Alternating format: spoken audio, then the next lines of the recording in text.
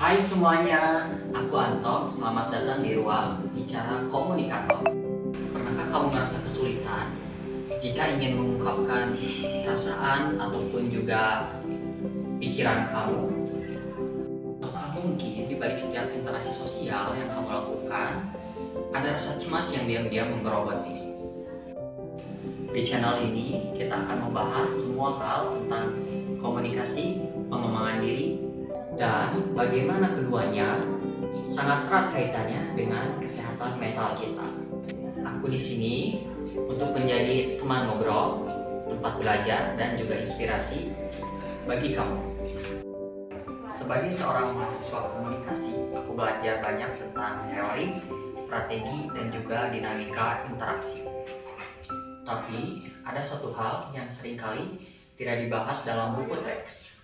Bagaimana sih cara komunikasi yang efektif kalau kita sendiri sedang berjuang dengan diri kita sendiri? Aku ini jujur di awal, di balik aktivitas kuliah dan pekerjaanku saat ini, aku adalah seorang penderita anxiety disorder.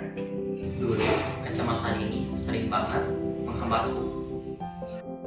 Mulai dari takut presentasi, menghindari obrolan dengan teman baru, sampai bingung harus merespon apa kalau ada konflik kecil. Rasanya mulut ini terkunci, padahal banyak banget yang ingin aku sampaikan. Dari pengalaman tersebut, aku memahami betapa pentingnya memahami komunikasi. Bukan hanya untuk orang lain, tapi juga untuk diri sendiri. Bagaimana cara kita self-talk, bagaimana cara kita mengelola pikiran saat cemas, dan bagaimana akhirnya kita berani bersuara. Nah, karena pengalaman pribadi ini, ruang bicara komunikator lahir. Di sini kita akan kupas tuntas berbagai topik. Pertama, kita akan menganalisis isu-isu dan tren komunikasi yang sedang hangat, tapi dengan sudut pandang yang mungkin belum pernah kamu dengar. Misalnya, di mana sih kalau komunikasi di media sosial itu bisa memicu rasa cemas secara kolektif, atau strategi komunikasi di balik sebuah bisnis.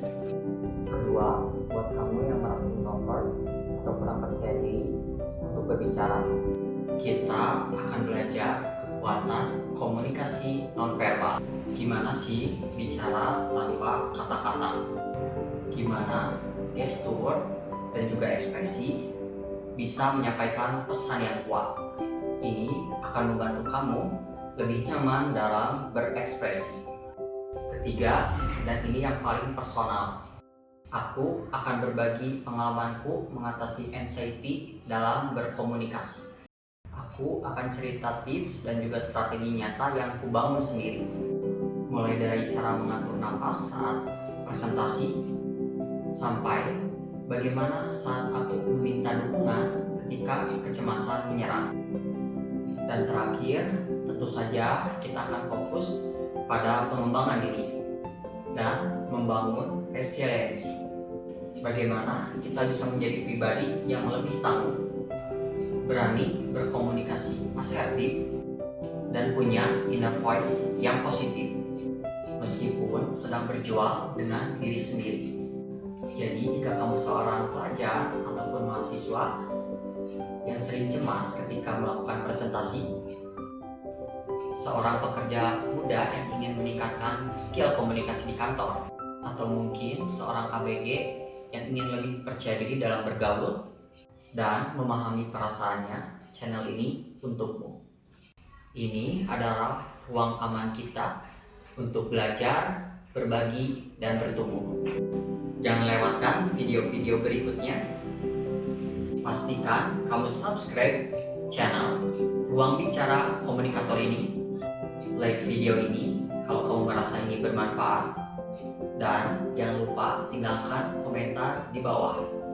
Topik apa yang paling ingin kamu bahas di sini, atau mungkin apa tantangan komunikasi terbesarmu saat ini. Kamu juga bisa temukan aku di Instagram dan juga di Facebook. Untuk linknya ada di deskripsi di bawah ini.